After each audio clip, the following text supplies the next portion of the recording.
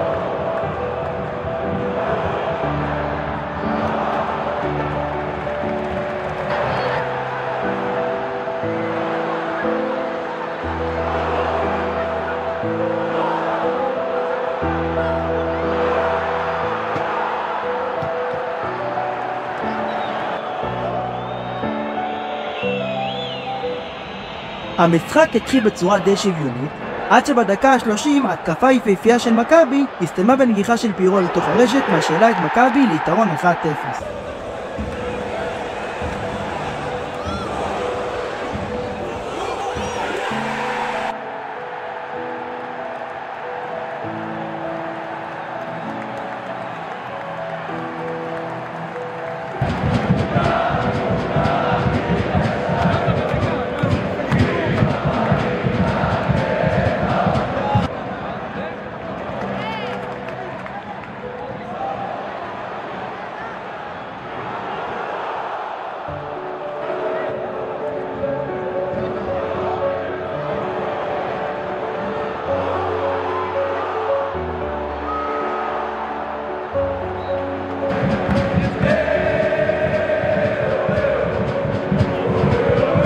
כבר חשבנו שהמחצית תסתיים ביתרון 1-0, אבל אז רגע לפני השריקה, מבצע התקפי משולב של שרי, פירו וסבא הסתיים בגול של דיה, שקבע את תוצאת המחצית 2-0 למכבי.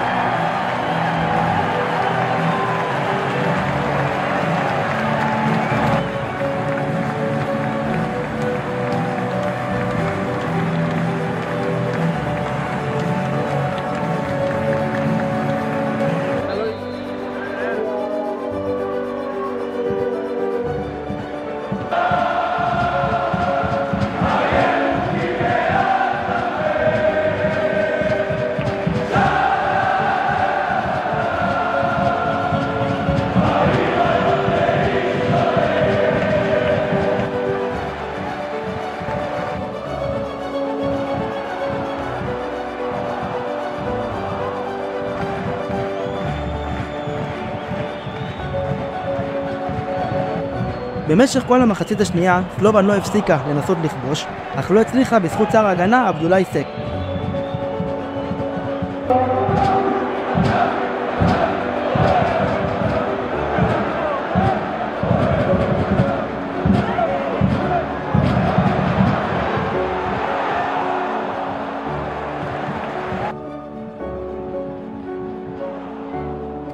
עד שבדקה ה-85 הצליחה למצוא פרצה בהגנה, מה שהוביל לצמצום התוצאה ל-2-1.